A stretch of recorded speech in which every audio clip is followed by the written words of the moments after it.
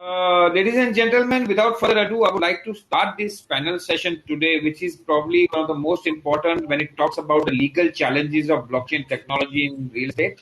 So, moderating this panel for me is my very dear friend Jamil Hasan. Jamil, are you there online? I am online. I just Yes, can't get my perfect. video camera to work. I don't know why, but I'm here, man. Yes, so it's okay. I mean, I understand. So, a small apology to everybody that Jamil's features, the handsome features of Jamil won't be seen today because of the camera error. We have with us Mr. Nishith Desai, who's from Nishith Desai Associates. He's the founder, and he's one of for people from overseas. Mr. Desai is one of the prominent guys where he advises the Indian government on the regulations on blockchain. And he's been kind enough to be a speaker with us on many of our physical conferences, which we do in Mumbai. And joining also with us is Mr. John Dean Markunas. He's representing GBA today. And as usual, I think he's very smartly dressed. As Axel pointed out, we are a little bit underdressed here. And Axel is joining us from Germany, DWF Germany, a legal firm which specializes in real estate as well. So, Jamil, I'll hand over the panel to you. I think Jared is trying to log in. He should be logged in the next 1 or 2 minutes. So please continue the discussion. He will join you. Thank you. I'll be backstage if you need anything. Thank you. Great. Thank you, Sarfraz. Thank you very much for having me moderate this amazing panel today. It's a pleasure and honor to be here. So what I want to do is I sent out some questions, yesterday, what I was thinking in advance, but I forgot to send out one important question. And that is, your introduction, who each of you are, what do you do? 60 seconds. We'll go around the table and please tell our audience, who you are, what makes you great. Well, we'll start with John. Good morning, or good afternoon, and good evening to the global audience. John Dean Markunas. I'm based in the state of Florida in the USA. I'm a member of the Government Blockchain Association, GBA, GBAglobal.org, which is an international organization with an international audience of chapters and working groups addressing government agencies and the use, education, and adoption of blockchain. On the other side of the coin, I have a little company called Power of Chain Consultancy, POC, domiciled in the state of Washington here in the U.S., and we provide consulting services to startups, especially in mid-sized enterprises, who are either in the blockchain space, specifically going into real estate, or in real estate adopting blockchain. I am so happy to be here, Safra. This is a terrific opportunity to discuss some really important issues, and I believe my 60 seconds are up. Back to you. Thank you. Nishith. Hi, Nishith Desai here. I'm the founder of Nishith Desai Associate. We are an India-centric global law firm and engaged particularly in the futuristic technologies. And we are research-based law firms, so almost 40% of the time we spend on research academics to look at the future trends, technologies, business model, other kind of developments, political, social, etc., and try to visualize today what will be the future strategic, legal, tax, or ethical issue. And so we look at 3, 5, 10, 15, 20 years from now, and be in the state of preparedness. So like blockchain and crypto, we specialize in 2012, 13, and when the matters began to come in and a lot of complications, a lot of issues, Reserve Bank banned banks from operating crypto companies' accounts. We went to Supreme Court and explained to Supreme Court in simplest possible words the whole crypto ecosystem, and I think Supreme Court gave a favorable ruling, to strike down RBI's diktat. But I think that's one thing. Similarly, today we specialize EV batteries to flying cars, to drones, to IoT, to AR, VR, and stuff like that. I won't bore you with all those kind of things. And we are now based in Mumbai, Bangalore, Silicon Valley, Delhi, Munich, and Singapore, and involved a lot in VC, private equity, all the funding and all those kind of things. So we try to guide the industry and the government in many respects for futuristic technology. I think because often we are ready to go to market with our product, but our regulations are not in place. So we try to help industry and the regulators to see that we have a reasonable regulatory system in place so that we can evolve in an orderly fashion. I won't bore you again. I think 60 seconds must be already on. So over to you. Thank you. Axel. Yes, hello everybody. Thanks for the invitation to contribute. I'm an ordinary lawyer working for DWS, which is a global law firm headquartered in London. I myself, I work in the Berlin office. Berlin is one of the blockchain hotspots in Europe, and the office has picked up the blockchain issue quite early, which means a couple of years ago. And I'm not only advising in real estate. I think this the sector is a pretty small sector still in Germany as well as in Europe, but on general blockchain issues in connection with financial regulation. I have a real estate background, as I ran the largest German property trade association for a couple of years, so I got an insight into the German and European real estate industry, and so I think I'm well equipped for this panel discussion, which I find very exciting indeed. Excellent. Thank you very much. And my name is Jamil Hasan, and I am a podcast host with the Irish Tech News, and it's a pleasure and honor to be here. I always enjoy these panel discussions and moderating them. And it looks like Jared has joined us as well. Actually, he doesn't look like he has. So I'm going to kick things off with the first question then. What are the current greatest challenges within the global legal landscape concerning blockchain as it pertains to real estate? Who would like to start?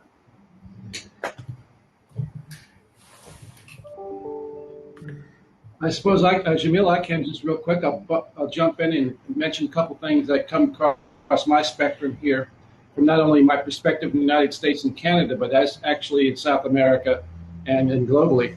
The issues aren't so much related to real estate as they really are with securities when you talk about tokenization. But there are three areas that I really want to point out that I look at and advise people on. The first part is on the transactional aspect, that is the regulatory tax issues, AML, and so forth. The second are the contentious issues. How does this existing case law hold up against transactions? Smart contracts, extremely important in this space, especially from a legal perspective. These are usually black and white contracts due to their self-executing nature, right? Which leaves very little room for interpretation. So versus traditional contracts where you have definitions and clauses where you can negotiate and discuss, smart contracts do not. So in this light, how will disputes be resolved? And the third aspect I think that brings to mind back to your question is, I think the overarching problem or hurdle is a lack of universal standards in relation to control of contracts, legality, identity verification, co-ownership, fractional ownership, and the irreversibility or irreversibility of transactions on blockchains using protocols, permissionless versus permission, and so on. Back to you, Jamil. Great. Axel and Nishith, would you like to add to that? Yes, absolutely. I think, John, you made a few important points. And as we all know, that tokenization is more like conversion of physical or virtual assets into units that can be bought and sold. And basically, tokenization eliminates, all these barriers and other kind of impediments that comes up. So it makes it easier. But let me talk something in the context of real estate. Real estate per se, and I think it is recognized world over, is a very much a localized subject. So lex loci at times we say. And therefore each country, each region, each town often have its own peculiarity relating to the real estate. And if you have to deal with them, then you have to really work in a physical world. Now, when it comes to India in particular, we have something called Information Technology Act. That act allows smart contracts, electronic contracts to be as good as written contracts. Okay. But a special exception is made that you cannot have a conveyance or real estate transaction, or you cannot have any interest in the real estate transaction, or a will or a trust. These documents cannot be done through electronic medium. It has to be in the physical world. So what would happen is that is where the first hurdle comes in. Secondly, we already have gone into REIT regime. There are two parts to it. One, REIT regime basically gets the real estate transferred into a trust, and the units of the trust, which are like beneficial interest in the trust, are granted to the investors, and beneficiaries have no ownership right in the property. Ownership, beneficial and otherwise, based with the trustees in India. Very clear law. Unlike there is no duality of ownership, that there is beneficial ownership with one person and the real ownership with the other person in India. So there are some technical issues with regard to the tokenization as well. On the other hand, tokenization, if you directly have underlying asset and fractional ownership, then you need to go through this non-electronic medium. Of course, as far as the future developments are concerned, in some states like Andhra Pradesh have taken lead into digitizing the land records and other ones. So a lot of other incidental things can be done more easily to tokenize the real estate. But as far as actual transfer of property is concerned, there are certain issues which one needs to bear in mind. And every country would have its own nuances in that sense. But as far as India is concerned, we have some of these basic hurdles to overcome, and one has to work around that. Excellent. Axel, would you like to add? Yeah. First of all, I want to state there is almost no specific real estate related regulation or law in Europe and Germany. So all we are talking about currently is security regulations, and this is a EU-wide issue which is regulated by the European Union. You may ask if this is good or bad, and the answer, as usual with lawyers, is yes and no together. So in terms of lacking investor protection, we need more regulation, of course, because unless the big investors feels comfortable with blockchain and tokenizations, they won't invest, and it will always be an issue for small players, which is not good. But I think this, at least as far as I can see for the European arena, this issue is about to be solved. In terms of private law, there are some obstacles, of course, because legislators are slow to adjust to the challenges. But I haven't done anything where lacking legal provisions, whatever kind, have been an issue we could solve, that could not be overcome, right? The one big issue, and this is, I think, a Roman law issue, which means a German and French and Italian law issue, is that we have quite a number of form requirements, and wherever we need a special form, normally a written form, digitization / tokenization and blockchain is dead. So until the legislator universally recognize that we need some sort of technology neutrality, it will be. This is, from my point of view, the biggest challenge. It will always be hard for blockchain technology to really get a broader base.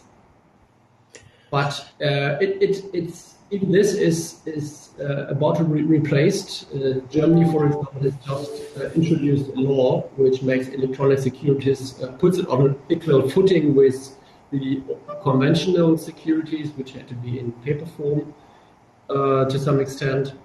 So you can see that things are developing, regulations adjust in the European community is pretty far advanced from my point of view. So it's getting better, but it hasn't been that bad. This is my basic message I want to send. Great. We could spend a whole entire session on that in itself. But a couple of things all three of you commented on was regulation and contentious areas. So I want to ask you first about regulation. What do you see as the future of blockchain regulation for the real estate sector? Not only country specific or locally, but globally. Well, it's almost hard to talk globally because, as Nishith said, there are 24 relevant jurisdictions, not to talk about all the countries that don't have any regulation at all. And it would be naive to expect that there's some sort of agreement about general regulatory standards from my point of view. But still, I mean, this has not been, it's not an issue, at least not a new issue. I think we all have been dealing with different jurisdictions. Lawyers are normally capable of providing solutions for it. So I don't see that this will really stop blockchain from getting more ground.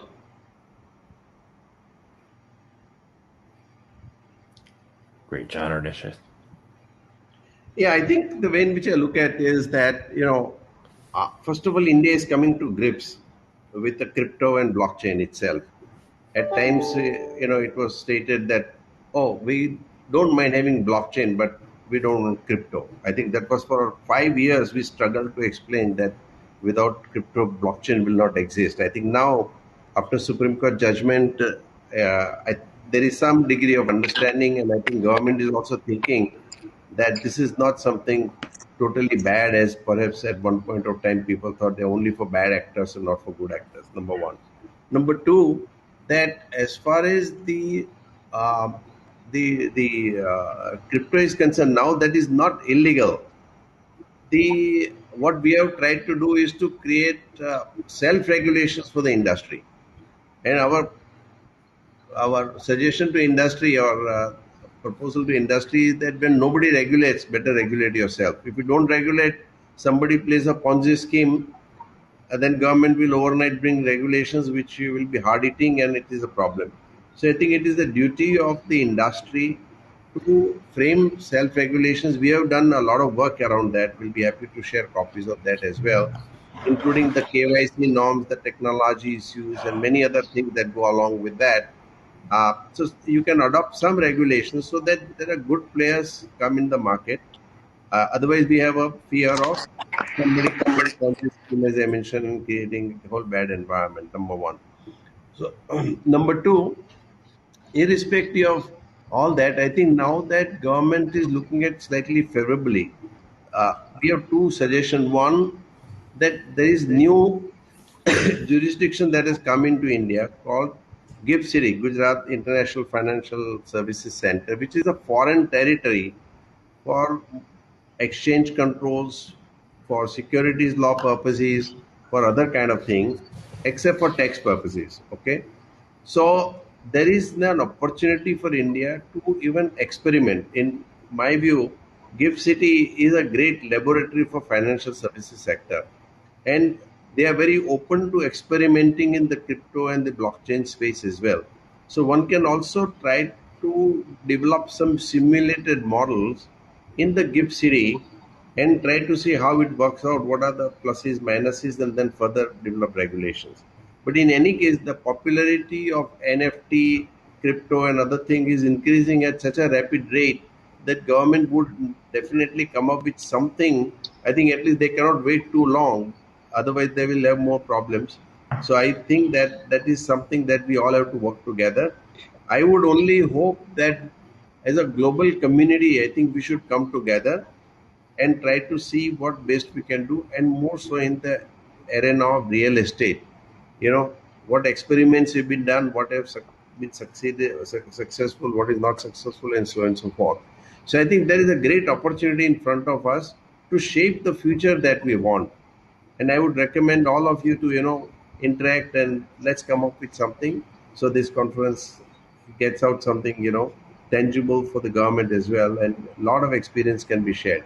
But there is a huge opportunity, and not only in the real estate sector as such, but I would even say that there are creative. For example, you may or may not be able to tokenize for whatever reason actual real estate, but architectural drawings, for example, they are also unique property. The Taj Mahal Hotel, which is one of the finest in the world, its original drawings is a unique property, right? You can tokenize that. So when real estate transactions are happening, who owns intellectual property rights in architectural drawings? Is it the architect or is it the real estate developer? And what kind of contract gets into that? So under Indian law, there is no what is called it's not automatic vesting of a intellectual property in the in the owner. So you have to have proper agreements for that purpose as well. So these are many other facets one can develop around real estate, and be creative about it. So maybe I thought I'll give some ideas so that we can all debate and discuss creative side as well, just apart from the regulatory side. That's interesting. Architecture on NFTs. I never thought about that. So that's really, really interesting. I want to pause for a second here because Jared has joined us. Welcome, Jared. I know Hi. it's tough. You're welcome. No problem. I was having some tech issues. Yeah, I figured it out just going through my phone as opposed to on the computer. So, but we're here now. So I'm sorry Awesome. I missed the beginning of the discussion. Not a problem. Can you give us a 60-second, highlights of who you are and what you do? Sure. My name's Jared Wachtler. I'm a real estate attorney based in New York City. I work at the firm Sheppard, Mullin, Richter, and Hampton. We're an international firm with offices in Europe, Asia, and of course, we have, I think, 9 or 10 offices throughout the United States, primarily in the West Coast, but I work in the New York City office. I've been doing real estate and construction and development for about 11 years. I have, over the last couple of years, also added sort of to my toolbox the blockchain, DeFi, crypto world. We have a very robust practice at Sheppard Mullin dealing with blockchain, fintech, decentral, DeFi, whatever sort of touches the digital landscape. And one of the kind of, I think, gaps that existed in our very wide practice was the real estate piece. So as a real estate attorney that has kind of an interest in this field, I took it upon myself to get involved. And so I've been doing, my typical real estate stuff. So I would say that I do like half traditional dirt real estate and then half financing. So preferred equity investment, bridge loans, mezz loans, even traditional mortgage loans, both on the borrower and lender side. And then leasing, acquisitions, dispositions, development, construction, et cetera. And now a little bit of this also blockchain, tokenization, et cetera. So it's an exciting field, and I'm very excited to be a part of it. I know I don't have as much experience as some of the other people on this panel who are very, very impressive. But what we're seeing is such a rapid pace, and it's really exciting. Awesome. Thank you. So I'm going to go into the next question, and I'm going to start with John because you said the word contention before, and everybody else talked about some of the pieces of this. It's a long question. What do you what would be the implications of adoption of blockchain technology in the areas of documentation, verification, notarization, that will cause improvements in process efficiency, dispute areas, and then other contentious areas within your real estate sector? Thank you so much, Jamil. Let me answer this question in perspective of my focus in the real estate and blockchain world. I focus on global land registries in terms of blockchain implementation, education, adoption. In fact, I didn't mention this earlier, but I'm the the chair of the Government Association's Land Registry Blockchain Working Group. And we are out there with presenting and educating global land registries on what blockchain is, what it isn't, and how it can work, or not work for that matter, in certain instances. Let me frame your long question with some questions I bring up a lot in reference to issues or questions that impact this. In terms of land recordation, that is. One question would be, who will be submitting the data to the deed recording blockchain itself? Will it be the government agency? Will it be the blockchain vendor? Will it be a third-party vendor? That'll impact some other issues. The second thing, really important, is who is going to guarantee the accuracy of the information or data ensured at the point of entry onto the blockchain? The third is, will the transaction verification responsibilities end up or be access to the ledger be limited to government officials? That is the land registry? I would think so. But this brings us to the point is who is going to be having access to this information and data and who will be able to change it if it needs to be changed. And very important, I think, here in the United States, when we talk about the states, to what extent will real estate recording acts need to be amended to specifically contemplate recordation on a blockchain system as valid for purposes of state law? Now, in the United States, we have 3,400 counties in the 50 states. Each county has a county recorder's office or land registry office. They all operate independently. The biggest state with the largest number of land registry offices or county recording offices is the state of Texas with 260. The state of Delaware has about 6.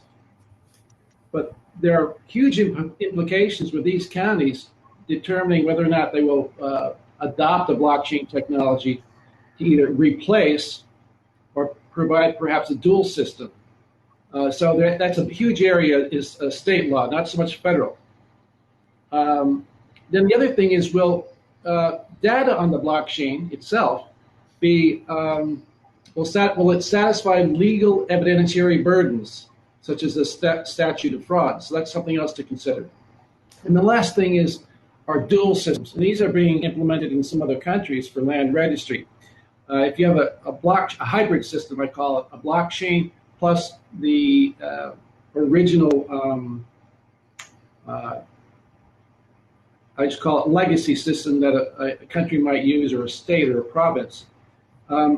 If there are inconsistencies between the blockchain data and information and the state government platform, who will govern in case of inconsistencies? Who will govern in case of inconsistencies of law? So these are issues that I think that are extremely important when talking about, I guess, deed recordation. And also, what we haven't talked about yet is the big issue of cryptocurrencies and how those will be regulated. And that opens up a whole new box of surprises, I think. Jamil? It does.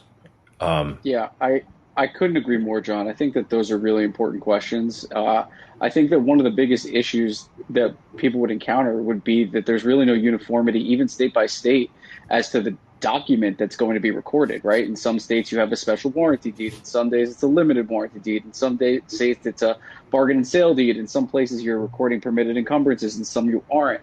So there's really there's no uniformity. I mean, and speaking to the mortgage side of it, right? You have some states that are deed to secured debt states. Some states are mortgage. There's just no uniformity, and I think that alone could just have a significant amount of challenges in a widespread adoption amongst states. And I think that locally it's more realistic that the blockchain technology could be adopted than more on a national scale. I know they're testing it in certain places, and I think that's going the way that they test that out, and and to speaking to the verification side of it, and to seeing how those states and those counties are testing it is going to really have a bigger impact nationally and probably globally. Yeah, if you frame this question a little bit broader, I agree that the impact would be huge. I mean, data is the big issue in the real estate sector, and the reliability and accuracy of data is everything, especially in this time where climate change and all the figures relating to it are growing in value constantly.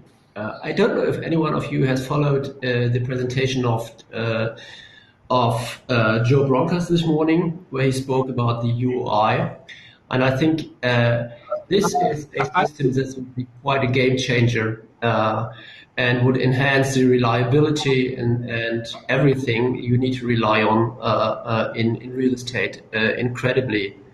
But I don't want to dive deeper into this because it's pretty complicated again, and it's a complete new system. So, but if we manage to establish this type of verification process for relevant data, we would get a huge step ahead. Not only on the land register notarization side, but on any issue you may imagine.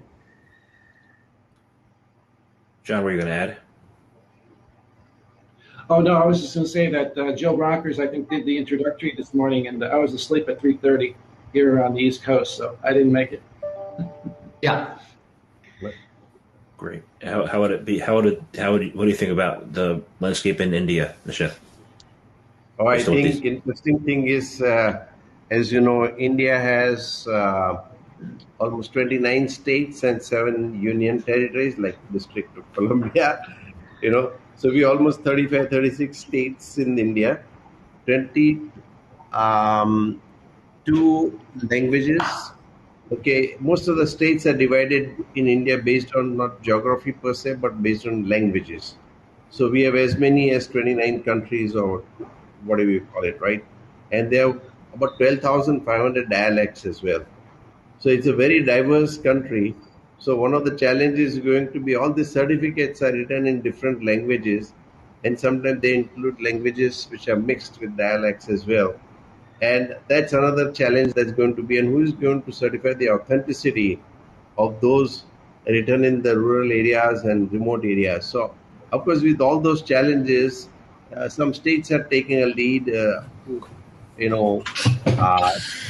creating electronic records of all the lands, particularly a state like Andhra Pradesh and some of the states are taking lead. So that is one major challenge that we'll have to overcome. But once it is done, I think India would move into a next era altogether. Just as we were the first country to have what is called unified identification, of the individuals, as you all know, Aadhaar card and stuff like that. So it has really, once we have the data, I think it has really created a very different ecosystem, especially during the pandemic. It was very useful. Of course, one has to be always careful how the data is used and what will happen, and there are different arguments and challenges to that. But coming to the positive side, India has, a possibility of having large amount of data, both in terms of land records as well as people, and one can connect to. So that will be one major challenge that we'll have to overcome. And point was already mentioned. But once your system in place, I'm sure things will be great. I think that one of the biggest challenges that we're all facing is that real estate, at least from my perspective, and again, I only deal nationally in the United States, so I can't speak globally, but nationally, is that the real estate ownership and the system behind it is archaic, and it's very resistant to change. So it's very hard. I think that somebody is going to need to really, for lack of a better term, dumb it down so that it's really adaptable to a more widespread population. In a lot of states, you still need to physically record documents. They need to go physically to a recorder's office and be recorded, as opposed to e-filing, which is available in some other states where at least they can be uploaded online. And I think that when we make that change, like I always tell this story about how I'm so excited about the widespread adoption of blockchain and the possibilities that are there and how it could really expedite things and make things so much better. And then I see these articles and these companies and everything that's happening, and it seems like it's moving so quickly. And then I have a client ask me for a closing binder on a CD-ROM. And I was like, well, okay, so maybe we're not going as fast as I thought we were towards this right direction. So somebody needs to kind of be the Steve Jobs of this situation, of this technology, really, and bring it to the masses in a way that, you know, to use the Apple analogy, like Steve Wozniak had this amazing technology and this idea for how he could improve the world. And Steve Jobs was like, well, people want to be able to press one button. That's all they want. They want one button. And so we need to be able to find the technology and people that are going to be able to make it a more accessible to a widespread population. I agree. You know, there was a book written in 1906 in the U.S. I forget the author's name, but it was called The Law of Automobiles. He covered everything. There was in every area of contention, every area, and they adopted the automobile really took off. But you know, one of the words that I heard was cryptocurrencies. So my next question is this: as fractional tokenization of real estate, you know, continues, you know, either slowly or quickly, and be implemented in real estate, what are or could be the financial regulation implications around it? Well, I mean, I think I can speak to this a little bit. And the question is, I think, going to be how are the tokens going to be treated by governmental regulators? Are they going to be a currency? Are they a commodity? Are they security? I mean, they're more than likely a security. So then or is it property? So how are they being viewed from a regulatory standpoint? And when it's determined as to how they're being viewed, then we'll have a better and more clear picture as to how it's going to be able to proceed, because the tax implications are different. The rules surrounding the actual tokenization, the sale, the transfer on a secondary market, all of those things are getting implicated based on how the tokens are viewed. In Europe, there's no real fractional ownership. So it just doesn't exist, and from my point of view, it doesn't make sense. Full stop. But we have the security thing, and this will grow. This will grow big from my point of view, and it's pretty clear that almost everything that relates to fundraising will be regarded as security, at least in the European on the European side, and as far as I know, on the US side as well. So and actually, this sounds dangerous quite often, but in other terms, it's good, because the dealing, trading, offering securities is an established business. Everyone knows the rules. You have to adjust the rules, of course, a little bit, but you work in a commonly known framework, and that's good. So I'm actually in favor that most of the stuff is regarded as security and not as some special kind of asset no one can deal with from a regulatory point of view. In fact, just to win here, in 2012 or 13, when we identified this as an important development, we tried to look at what is, let's say, Bitcoin. That was the issue at that point of time, and government officials had raided some Bitcoin exchanges just without knowing what it was like. But at that time, when we did all the studies, we found Bitcoin doesn't fall under Coinage Act. We have Coinage Act. It is not a money. It is not a foreign exchange. We have added dimension in India. We have foreign exchange controls in India. It is not a foreign exchange. It is not a foreign currency. So what is it? Okay. And then we say this is more like a loyalty point. Now, loyalty point market is completely outside financial control. If Bitcoin would not have been called coin, perhaps it would have gone as a loyalty point, and the whole world would have been different. But today, because we use the coin, that is what is causing it. So we ultimately established that basically it is nothing. It is not money, but it is more like coin. So it would go more like security side. So in India also there is more veering towards security side. Although Supreme Court has said that, okay, RBI, if it notifies this as a money, then it's a different thing. But otherwise, this would not be more likely than not we will interpret that it is not money. And so securities law will drive it more. And of course, we'll also have to look into whether the, NFTs and other kind of thing, where can you classify? But they're more like loyalty points and they're more like security. Not much regulations have come in so far, but I don't think it's too far. And also one thing that the crypto, this thing, it's a fractional ownership can be considered as a co-ownership. And that also is another angle from legal perspective we have to examine, because if it is regarded as co-ownership, then each one is separate owner and each one pays his own tax and stuff like that. Again, I'll stop here. I think we are running out of time.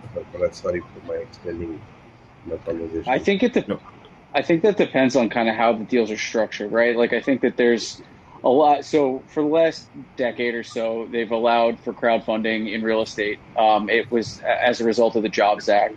And basically what that means is that, historically it was very hard for a minority investor and somebody that doesn't have a lot of money to get involved in a real estate transaction in New York than a commercial side, right? And the Jobs Act allowed for crowdfunding. So I could put in, as long as I'm an accredited investor, I could put in, a couple $1,000s into, there are a bunch of companies that do it, like Rich Uncles or Arbor Crowd or one of those other crowdfunding entities. And the tokenization of these real estate assets is effectively the same thing. It's just different, right? As a crowdfunding, I'm a limited partner with zero rights or zero control rights. All I do is collect distributions, but my shares aren't really alienable, or if they are, it's only pursuant to like a very strict framework. The tokenization makes it a little bit, like, at least in theory, a little bit easier to become liquid because you can sell your tokens on the secondary market versus having shares that are locked up in an LLC agreement up an upper tier entity. So it's going to be very interesting to see how these things are structured and then how they're treated, whether or not they're considered a partnership or whether or not they're considered an asset that you pay tax on when you transfer on a secondary market. What if they're sold back to the entity? So it's going to be, I know that like Solid Block is doing a lot of this right now. I know that the St. Regis and Aspen a few years ago tokenized, and that was effectively their crowdfunding vehicle. It's just by a different name and through a different actual technology. Great, thank you. Sarfraz? Jamil, any last thoughts? We need to close the panel. Yeah, any last thoughts, guys? One word or two words, how you think blockchain technology? Nishith sir, there was one question, I think, which you and probably, you guys all lawyers, you can answer that in a quick 20 seconds thing. Given the politics of investor protection, do you believe major countries will be fast enough to empower use of blockchain so as not to lose out to offshore jurisdictions? Or will a few jurisdictions of convenience win? Well, I think it is like this, that the world is getting smaller and smaller, whether we like it or not. Okay, so it's going to be more difficult to, whatever you say offshore and onshore, is distance is getting close now. And therefore, I personally think that on the one hand, we think of, foreign country and India and other ones, but eventually we will be getting rid of exchange controls. Okay, under IMF Article 4, read with 8, we are basically committed to free currency at some point in time. Okay, it's not in the interest of the global trade to have the exchange control. Mm-hmm. So my feel is that as we go by, it's going to be more relaxed. Just as India could not relax completely, we created Gift City, which is a great idea, and the traction it is getting is huge. Because what happened, we had to find the breathing window. In the process, it is that, whether India or foreign, it will be a lot of duality of listings, duality of things that will allow us to make a world a better place to coexist. So I personally think that, simply offshore, there is no absolute. There are few times something is good, something is not good, but on the whole, I think you get more opportunities diversifying your global risk, global community, and that is what is really driving today. So I hope I answered your question. Sure, right. Thank you, sir. Thank you, sir. I would like to thank everyone for being part of this panel today. It was very important to have the legal perspective on how blockchain is going to revolutionize the real estate sector. Axel, any last words, just very quickly, and Jared, John? I'm fine. Thank you all. Thank you. I just want to get back to a comment that Desai said about self-regulation. The industry will never be self-regulated. The SEC in the United States is not very supportive or capable of working with this new technologies and tokenization and so on in the security assets. So we need more dialogue between government and the private entities. Dialogue is at the is at the heart of healthy regulation. We need to get to that point. Thank you. Absolutely. I'll just spend 1 second on this. Self-regulation is an interim step. The idea is to have self-regulations, and when government wants to bring in regulation, they can take the base self-regulation and incorporate it into law. If there is nothing in between, suddenly one fine morning something goes wrong, government will write its own regulation. If you have self-regulation, at least some practices can be incorporated into final law. So this is a more strategic approach to evolution of an industry, and it shows that we are also equally responsible. Trust us. And of course, there will be some players who will be little bad actors, but you can't drive it. But if you have regulation, that will help you a lot to transition into self-regulation into a regulation more. So that was my take. Good point, sir. I think they need to work. I think they need to work on parallel paths. Like John's absolutely right. Without having dialogue and like having this actual understanding of the legal framework and the regulatory framework behind these things, absolutely, it's not going to be widespread adopted in the United States. It's just not. But by that same token, I mean, everybody needs to keep pushing on our side, on the self-regulatory side as well. That way, there's at least that's how the dialogue starts, right? This is what we're doing. How are we going to get it so that the government not only understands what we're doing, but we can actually adopt it? So that all needs to drive forward before widespread adoption can take place. Yeah, dialogue is key. Sarfraz, back to you. Thank you very much. Thank you so much, Jamil, for moderating panel. Thank you, sir, for being with us today. Thank you, John. Thank you, Axel. Thank you, Jared. You're welcome.